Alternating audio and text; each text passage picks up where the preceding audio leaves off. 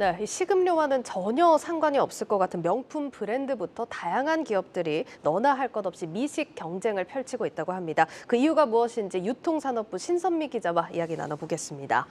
신 기자, 요즘 밥 먹으러 구찌에 간다 그러던데 구찌가 네. 레스토랑을 연 겁니까? 네, 지난 3월이죠. 구찌가 서울 이태원 매장에다가 세계에서 네 번째로 레스토랑을 열었습니다. 네. 소비자들 반응이 굉장히 뜨거웠거든요. 네. 뭐 온라인 예약 4분 만에 한 달치 예약이 끝났을 정도고요. 5월 예약도 3분 만에 끝났다고 합니다. 제 주먹보다도 이제 크기가 작아 보이는 시그니처 메뉴인 이 버거가요. 네. 28,000원이나 하고요. 코스 메뉴 7가지가 나오는데 17만 원으로 고가입니다. 그럼에도 불구하고 고객들이 굉장히 많이 몰려들고 있는데요. 구찌 레스토랑에 들어가면 전통적 아이콘인 별이 천장에서부터 수놓아져 있고 구찌 플레이트에 요리가 담겨 나옵니다. 한마디로 이제 구찌가 추구하는 가치와 스타일, 취향이 묻어나는 공간에서 한 끼를 즐길 수 있다 보니 시쳇말로 난리가 난 겁니다.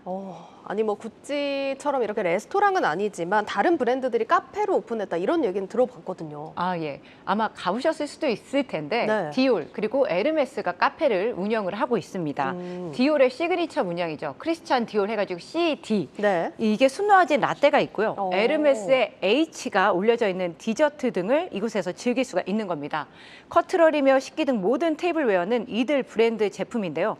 고가라 평소 구매하기 어렵잖아요. 이 식기들을. 네네. 근데 뭐 음식을 시키면 이 제품을 사용해 볼 수 있는 겁니다. 뭐 이색적인 체험을 할 수 있는 거죠. 네. 그리고 또 이제 한시적으로 여는 팝업 카페 형태인데요. 루이비통도 이제 구찌에 질 수 없다 이러면서 5월에 레스토랑을 열 계획입니다. 예. 런치 코스가 13만 원이고요. 디너 코스가 23만 원인데요. 그럼에도 불구하고 다음 달 예약이 이 또한 5분 만에 모두 마감됐다고 합니다. 뭐 여기서 가장 궁금한 게 일단 명품 브랜드들이 제품 소비만 해도 수익이 괜찮을 것 같은데 이렇게 식음료 분야에 진출하는 이유가 뭘까요?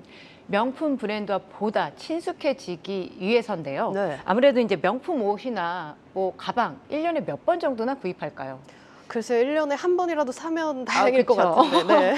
좀 한 번 살까 말까 하잖아요. 네. 그러다 보니까 이제 좀 더 친숙해지려면 어떻게 해야 될까 고민하다가 카페, 레스토랑 같은 경우는 뭐 하루에 한 번씩도 가잖아요. 그쵸. 예, 그런 공간을 만든 겁니다. 그래서 고가의 명품은 쉽게 살 수 없지만 명품 브랜드가 제공하는 이 식사는 작은 사치다 보니까 상대적으로 가격에 대한 부담도 덜하거든요. 또 이제 식음료를 통해서 명품 브랜드를 대중적으로 알리는 계기도 됩니다. 이들이 운영하는 카페나 레스토랑 사실상 가면 좀 자랑하고 싶고 과시 그쵸. 대상이 되거든요. 예. 그러다 보니까 방문객들이 자발적으로 SNS에 사진을 올립니다. 그러다 보니까 홍보 효과까지 거둘 수 있는 겁니다. 알겠습니다. 뭐 저도 SNS에서 본 적이 있긴 합니다. 네. 이게 그러면은 명품 기업들이 사실상 식음료 사업을 뭐 제대로 확장한다, 진출을 한다 이렇게 봐야 되는 겁니까? 사업을 요식업 비즈니스를 한다 이런 건 절대 아니고요. 네. 또 뭐 카페나 레스토랑 통해서 수익을 올린다는 목적도 아닙니다. 뭐 매장 형태를 보면 좀 알 수 있는데요. 보면은 이제 식음료 매장을 따로 낸 게 아니라 이들 브랜드의 성격과 이미지를 극대화한 그런 플래그십 스토어에다가 식음료를 제공하는 형태입니다. 그러니까 어떻게 보면 기업 브랜딩의 일환으로 좀 진출을 하는 사업인 거죠? 그렇죠. 그 매장에 가면 주력 상품을 볼 수도 있고 네. 또 음식도 먹고 또 이어서 쇼핑까지 이어서 할 수 있는 겁니다.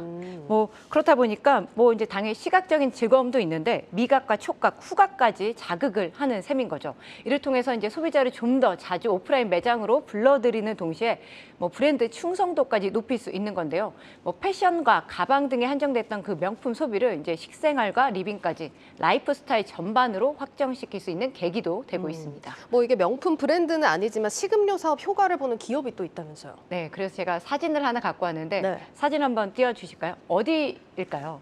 근데 레스토랑 같은데요? 그렇죠. 그냥 보시기에는 그냥 전문 식당 같아 보이는데요.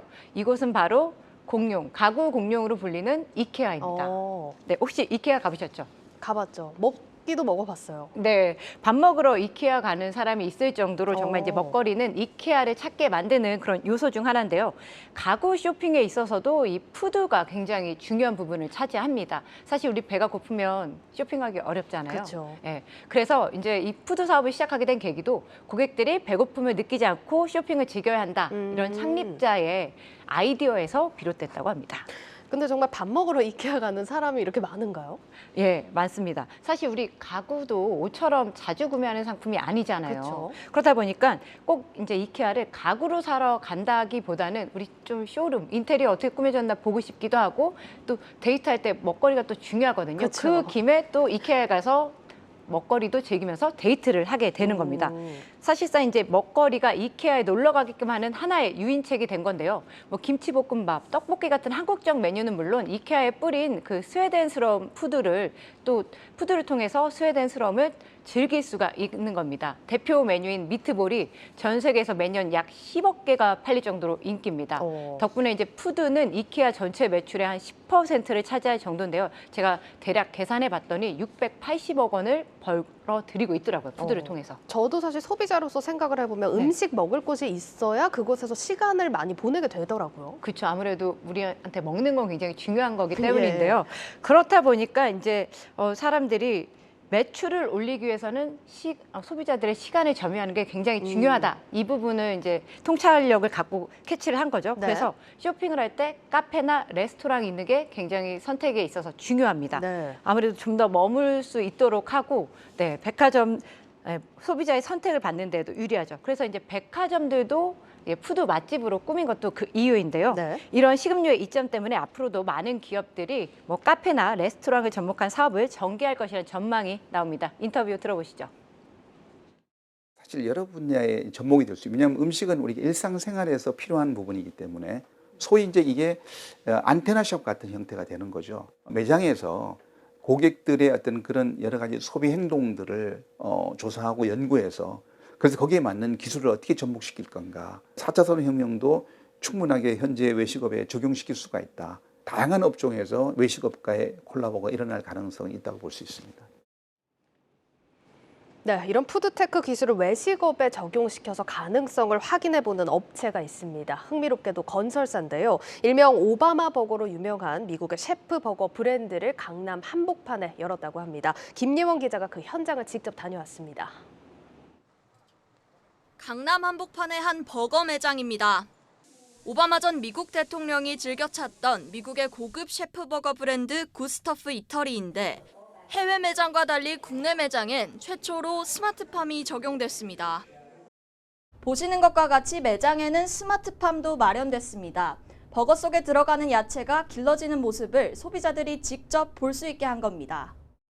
친환경 무농약 야채를 바로바로 재배해 신선한 햄버거를 선보인다는 점이 강점이자 차별화 포인트인데 운영업체가 특이하게도 건설사입니다. 저희가 만드는 하드웨어를 어떻게 채울 것인가에 대한 고민을 항상 하고 있는 거죠. 소비자들이 어떤 식생활을 할 것인지 연구 끝에 저희가 잘할 수 있는 건설, 그 건설을 스마트팜으로 연결졌고 이 스마트팜하고 잘 매치할 수 있는 브랜드를 찾은 겁니다.